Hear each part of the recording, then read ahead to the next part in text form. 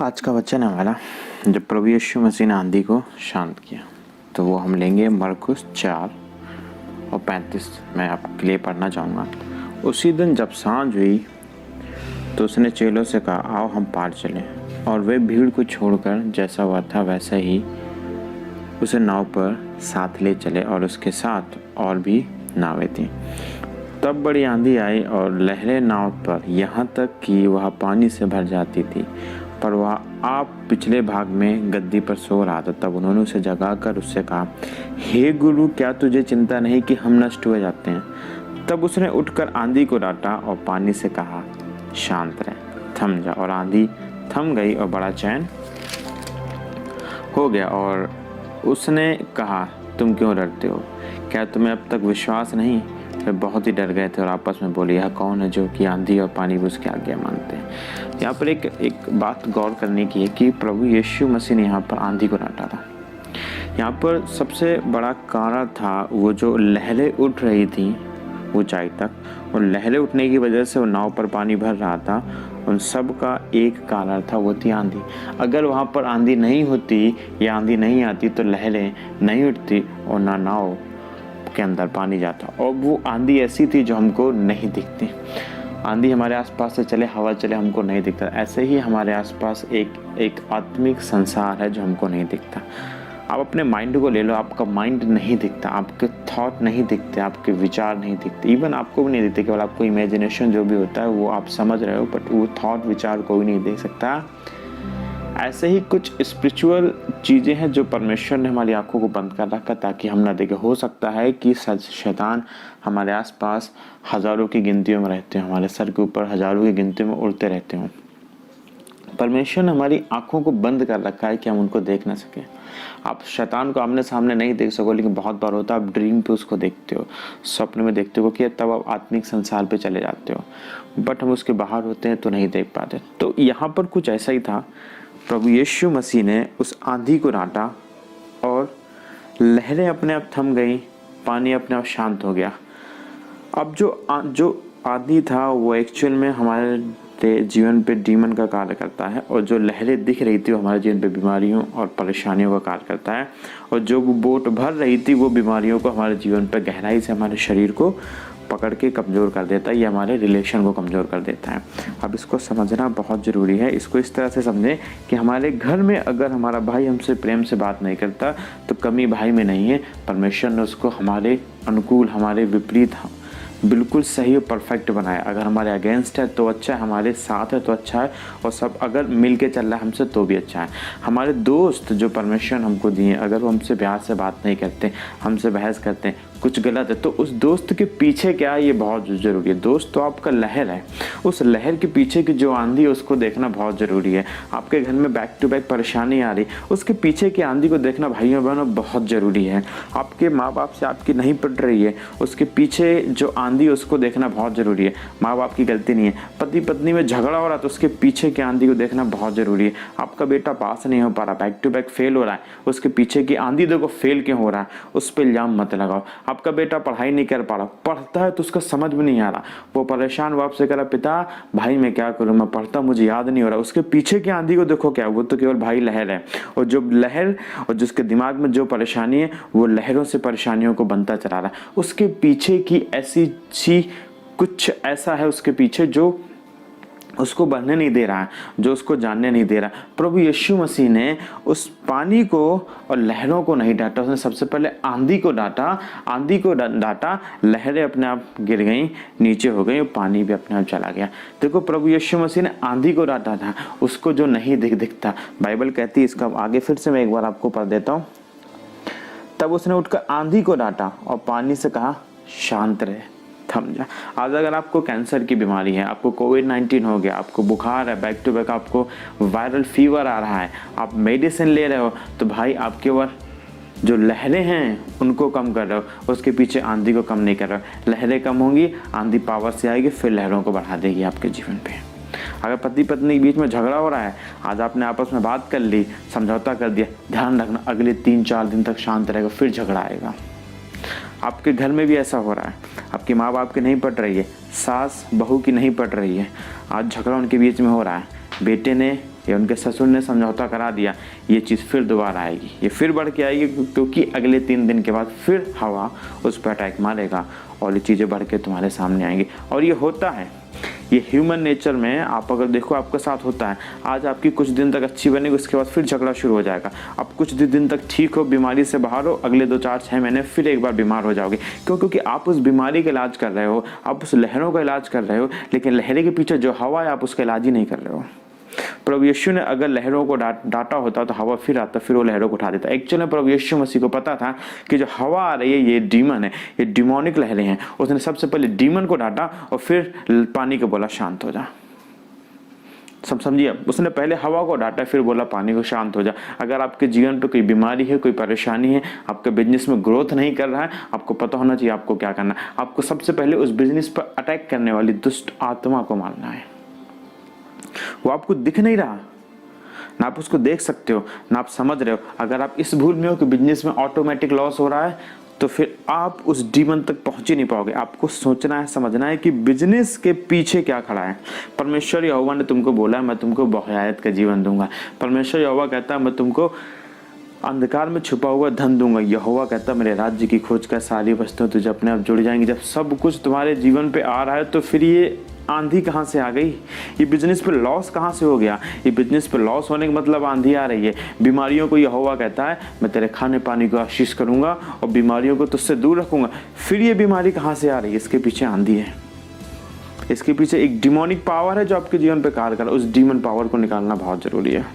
Normal आप प्रार्थना करते हो सब कुछ, डीमन को निकालने के लिए परमेश्वर ने बोला मैंने तुमको अधीनता पावर दी दुष्ट आत्माओं के ऊपर, उनकी सारी सामर्थ्य के ऊपर। इसलिए उसने हमको अधीनता पावर दी है। वो जानता है कि मैं अपनी सारी इच्छाओं को अपने पुत्र के जीवन पे पूरा करूंगा। लेकिन ये अनसीन डीमन जो मेरे पुत्रों को नहीं दिखते लेकिन परमेश्वर को दिखाई देता है। यहाँ पर आंधी प्रभु यीशु को दिखी, इसलिए उसने आंधी को डांटा।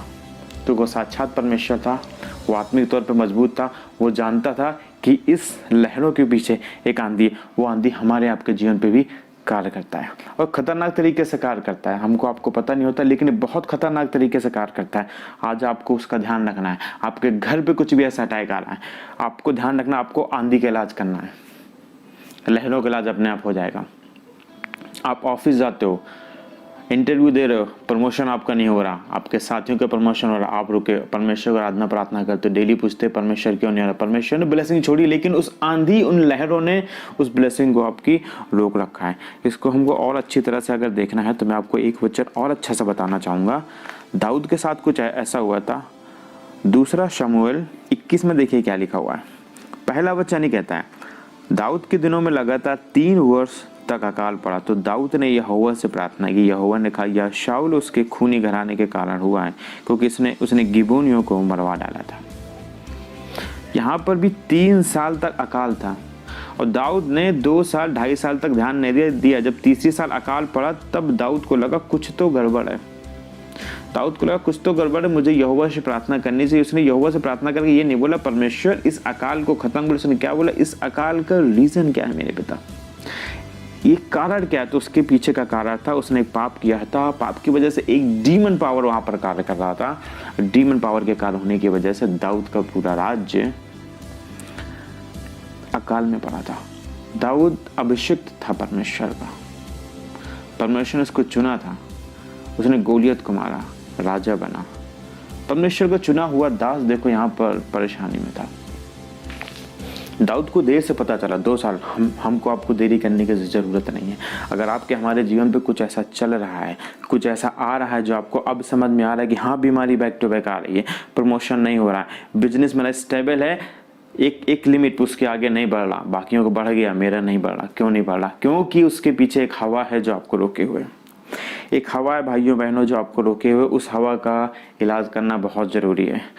पतरस की सास को ज्वर था। प्रभु यीशु ने क्या बोला, आज्ञा देता हूँ ज्वर बाहर निकल। उसने डांटा था क्योंकि वो बीमारी के पीछे कुछ था। प्रभु जानता था इस बीमारी के पीछे ये डिमोनिक है, अगर मैं डीमन को डांटूंगा तो वो आज़ाद हो जाएगी, और वो आज़ाद हो गई थी। आज हम आप इलाज करा रहे हैं, डॉक्टर के पास जा रहे हैं, दवा खा रहे हैं, जब तक दवा खा रहे हैं सब तक ठीक है, उसके बाद वो बीमारी फिर खुल के आनी है आपके पास, क्योंकि उस बीमारी को लाने वाला तो डीमन है, उस बीमारी को, उस लहरों को उठाने वाला आपके जीवन पे हवा है। जब तक आप हवा का इलाज नहीं करोगे, लहरें नहीं दबेंगी। आज आप हो सकता है मलेरिया की दवा खा रहे हो, डिप्रेशन की दवा खा रहे हो, सुसाइडल थॉट आ रहे हैं आपके अंदर, डर बैठा हो, देखो ये सब एक हवा का रीजन है। सुसाइडल थॉट्स आना परमेश्वर की ओर से नहीं है, परमेश्वर ने आपको बल का आत्मा दिया है, न कि घबराहट का। अगर आपके मन में घबराहट है, आपके मन में डर है, आप घर से बाहर नहीं निकल पा रहे हो, इस डर का इलाज करना जरूरी है। इस डर का इलाज आपके दिमाग में नहीं है, इस डर का इलाज प्रार्थना में। वो डीमन जो आपको के मन में डर दिए बैठा है, वो हवा जो आपके मन में डर की लहरों को उठा के रखा है, उन लहरों का इलाज करना बहुत जरूरी है। और लहरों का इलाज करने के लिए आपको हवा को मारना, उसको डांटना बहुत जरूरी है। हमको उस हवा को डांटना पड़ेगा, हमको उस हवा को मारना पड़ेगा, ताकि हम आगे निकल चले। हमको इस चीज़ को दिमाग में रखना है कि एक स्पिरिचुअल वर्ल्ड है, एक आत्मिक संसार है शैतान का, जो हमको अटैक करने के लिए 24 घंटे खड़ा रहता है। आपने गाड़ी ली, 6 महीने साल भर गाड़ी चली, अचानक से आपकी गाड़ी का ब्रेकडाउन हो गया, आपने बनवाई, फिर ब्रेकडाउन हुआ। अब ये जो लहरें हैं, ये लहरें आई गाड़ी खराब करके आपके घर से पैसा निकालना। देखो पानी जो भरा नाव पे, वो आपके घर से पैसा निकालना। गाड़ी खराब हो रही है, वो लहरें, इन लहरों को लाने के लिए हवा कार्य कर रही है। उस हवा का इलाज करना बहुत जरूरी है। आप बैक टू बैक ट्रीटमेंट कराओ, बैक टू बैक उसको रिपेयर कराओ, कोई फायदा नहीं है। एक्चुअल में आपको हवा का इलाज करना बहुत जरूरी है। उस हवा को मारना, उस हवा को अपने जीवन से निकालना भाइयों बहनों बहुत जरूरी है। ये सबके लिए, ये मेरे लिए भी, मैं भी यही करता हूँ। कुछ भी बीमारी, कुछ भी परेशानी आपको एक बार आगे, सेकेंड टाइम आज आपको वेट नहीं करना है। आपको उठना है, खड़े होना, यहोवा परमेश्वर के नाम से आपको लड़ाई में जाना, आत्मिक लड़ाई में। परमेश्वर ने बोला मेरे औजार जो तुमको दिखते नहीं है लेकिन मेरे द्वारा सामर्थ्य हैं। परमेश्वर यहोवा के द्वारा सामर्थ्य है। आप जो वचन बोलते हो दो धारी तलवार है, दो धारी तलवार की तरह निकलता है और गूदे गूदे मांस को छेद देता है। याद रखो, जाओ वचन को बैक टू बैक बोलोगे तो कितनी बड़ी तलवार नहीं निकलेगी। उस तलवार को स्वर्गदूत ले करके उस डीमन को जो हवा के तौर में खड़ा है उसको मार भगाएगा। परमेश्वर ने आपको पवित्र आत्मा क्यों दिया? इसलिए दिया कि आप स्वर्ग जाओ, प्रॉमिस लैंड पे। हाँ, वो जब तक मोहर नहीं लगेगी पवित्र आत्मा की, आप स्वर्ग नहीं पहुंचोगे। ये बिल्कुल सही है। लेकिन क्या आप डर के स्वर्ग जाना चाहते हो? क्या आप घुटनों में बैठ करके स्वर्ग जाना चाहते हो, या हिम्मत और बोल्ड होकर यहोवा के सामने जाना चाहते हो? परमेश्वर बोले ये मेरा पुत्र ये शैतान को मार करके आया है। क्या आप इन आंधियों से डर के रहना चाहते हो? ये पतरस पौलुस जो भी थे ये उस नाव पर, ये डरे, इन्होंने जीसस को हिला दिया, उठो उठो उठो, क्या तुझे चिंता नहीं हमारी, हम मरे जाते हैं। उनको डोमिनियन नहीं पता था, परमेश्वर बता चुका था, चमत्कार कर चुका था, उनको डोमिनियन नहीं पता था। इसलिए प्रभु ने बोला हे अल्पविश्वासियों, क्या आप अल्पविश्वासी हो? क्या आपको विश्वास नहीं? क्या आप हर चीज़ में प्रभु यीशु को हिलाना चाहते हो? क्या आप हर चीज़ में प्रभु यीशु को परेशान करना चाहते हो? वो स्वर्ग में जा करके बैठा है, उसको धरती में आने की जरूरत नहीं है। उसने आपको डोमिनियन दिया है, उसने आपको अथॉरिटी दी, उसने आपको अधिकार दिया। भाइयों बहनों, आप ये कर सकते हो। आपको कुछ भी किसी के पास जाने की जरूरत नहीं, ये अधिकार आपको दिया परमेश्वर ने। परमेश्वर ने ये नहीं बोला कि कोई सीनियर पास्टर है इसके पास सीनियर होली स्पिरिट है, कोई जूनियर पास्टर उसके पास जूनियर होली स्पिरिट है, या मेरे पास सीनियर आपके पास जूनियर। होली स्पिरिट सबके पास बराबर है, ना वो सीनियर है ना वो जूनियर है। आपको 2 साल हुए प्रार्थना करने में या 3 साल हुए, पवित्र आत्मा की सामर्थ्य सेम है। जो मेरे साथ है वो आपके साथ है, जो अधिकार मेरे पास है वो अधिकार आपके पास है। हमारे आपके अधिकार में कुछ भी बदलाव नहीं है, क्योंकि हमारा सबका पिता एक है। जो प्रभु यीशु वाले में क्या लिखा है, वो जैसा था वैसा है और वैसा रहेगा, उसमें कोई बदलाव नहीं आने वाला। परमेश्वर वैसा ही है। हमको अपने पीछे की परेशानियों को समझना बहुत जरूरी है। अगर हमारे घर में झगड़ा हो रहा है, हमारे पड़ोस वालों से नहीं पड़ रही है, हमारे रिश्तेदारों से नहीं पड़ रही है, हमारे घर में नुकसान आ रहा है, इसके लिए आपको ब्लेम करने की उनको ज़रूरत नहीं है। आप समझो, अगर मियाँ बीबी में झगड़ा हो रहा है तो आपको ये ब्लेम करने की ज़रूरत नहीं है कि मेरी बीबी में कमी है, या वाइफ को ब्लेम करने की जरूरत नहीं कि मेरे पति में कमी है। एक्चुअल में आप दोनों के पीछे एक ऐसी आंधी है, एक ऐसा अनसीन पावर है जिसको डांटने की, निकालने की जरूरत है। सब अपने आप ठीक हो जाएगा। एक मैं स्टोरी बताता हूँ आपको। एक लड़का था, लड़की से बहुत प्यार करता था। वो लड़की उसको पसंद नहीं करती थी, कहती थी अरे ये तो बहुत बेकार है, गंदा है देखने में, मैं इसको नहीं अपनाऊंगी। बट वो उसके पीछे पागल था। पागल होने की वजह से वो एक बाबा के पास गया, उसने उसको पैसे दिए, बोला मैं इस लड़की से प्यार करता हूँ। तो उसने बोला ठीक है।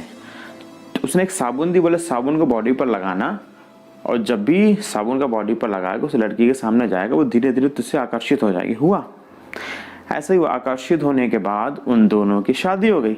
शादी होने के कुछ समय के बाद उसका पावर घट गया, सोप का, साबुन का पावर घटने लगा, और जैसे लड़की की आंखें खुली अब दोनों के बीच में झगड़ा शुरू हो गया।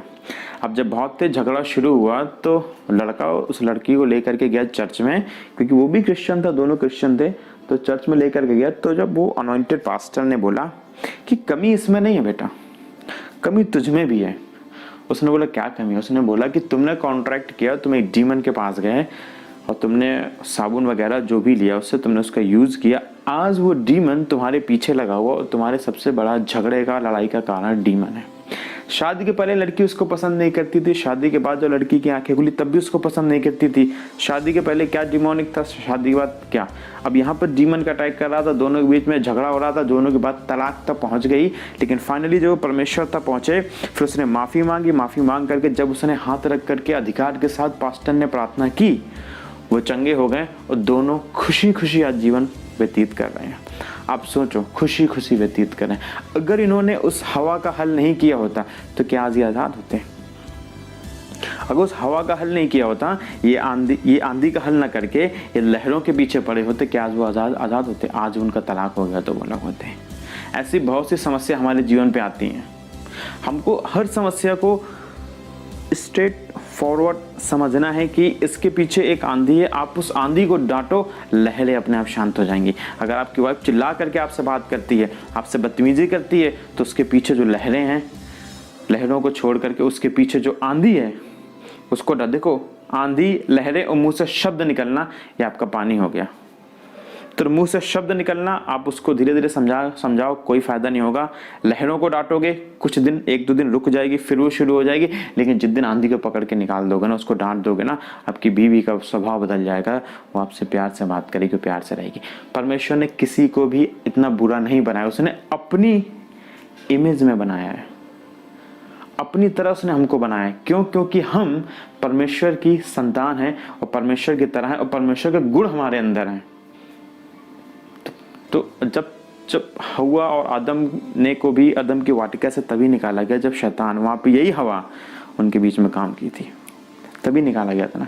आज अगर हमारे आपके बीच में कुछ ऐसी समस्या आ रही तो एक हवा हमारे जीवन पे काम कर रही है। इस हवा को याद रखना। दाऊद की तरह देर मत करिएगा। दाऊद ने 3 साल लगा दिए पूछने में। आपको जैसे ही आज ही आप वचन को सुन रहे हो, आपको लग रहा है कि हाँ आपके जीवन पे ऐसे हुआ, सोचो अगले पिछले 2, 4, 6 महीने तक, साल भर तक का सोचो। अगर वो चीज़ रेगुलर चली आ रही है, अभी तक आपने उस हवा को नहीं डांटा, आज उठ करके घुटनों बैठी उस हवा को डांटो, उस हवा को डांटो, उस हवा को बाहर निकालना बहुत जरूरी है। पतरस की सास को जो बुखार था उसको प्रभु यीशु ने डांटना बहुत जरूरी है। आपको डांटना है, आज ही दिमाग में आप रख लो, आपको डांटना है। इसको अपने जीवन पे हावी मत होने देना हवा को, इसको आपको डांट करके बाहर निकालना है। आपको अधिकार दिया है परमेश्वर ने, ये अधिकार दिया परमेश्वर ने आपको, आप डांट करके बाहर निकालें, विश्वास में बने रहे। प्रभु यीशु मसीह आपके जीवन को आज़ाद करेगा। हर समस्या का समाधान आपका होगा। अब हवा में ध्यान रखो। अब हवा चलती है 80 किलोमीटर स्पीड से चले, 120, 200 की स्पीड से चले, हमें दिखते नहीं है, बट एक्चुअल में वो है। हम उसको सूंघ नहीं सकते, बट हवा है। हमारे आसपास से कान से जब बहुत तेज निकलती सूं की आवाज़ आती है, हमको लगता है हवा है। ऐसे डिमोनिक पावर है, डीमंस हैं, आत्मिक संसार है जो हम पे अटैक करता है, जिसकी निगाहें हम पे 24 घंटे लगी हुई है। बाइबल बहुत सी चीज़ें बताती है आत्मिक संसार के बारे में। और जब आत्मिक संसार है, हमको होली स्पिरिट दिया गया, हमको औजार दिए गए हैं, तो इसलिए दिए गए हैं ताकि हम लड़ाई लड़ें। हमको लड़ाई लड़नी है, हमारी हवा से लड़ाई है। याद रखना, आज से आपको लड़ाई लड़नी है और आप देखना आपके जीवन पे बदलाव होगा प्रभु यीशु मसीह के नाम से। धन्यवाद प्यारे पिता परमेश्वर के वचन के लिए। जय मसीह की।